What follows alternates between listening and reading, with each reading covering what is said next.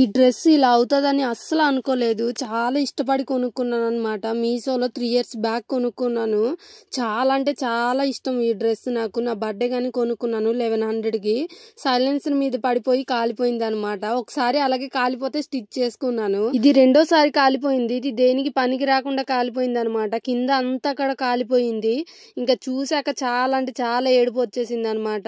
ఇంకా లేదు పక్కన పడేయకూడదు అనేసి ఎక్కడైతే కాలిపోయిందో అన్ని అయితే కట్ చేస్తాను అనమాట. కింద వైర్ జిగ్జాగ్ చేస్తే సేమ్ ఫాస్ట్ లో ఎలా ఉండేది సేమ్ అలాగే ఉండేది.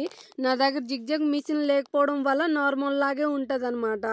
ఎలాగైనా సరే అంబ్రెల్లా ఫ్రాక్ లాగా అయితే స్టిచ్ చేసుకున్నాను. లాస్ట్ కి అయితే ఈ విధంగా వచ్చింది అనమాట. కింద జిగ్జాగ్ ఉంటే చాలా అంటే చాలా బాగుండే. నా దగ్గర లేకపోవడం తోటి అలాగుంది. బ్యాక్ సైడ్ ఎలాగో ఓపెన్ వచ్చింది కదా, నేను అలాగే ఉంచేసాను అనమాట. వేసుకుని చూపిస్తాను చూడండి.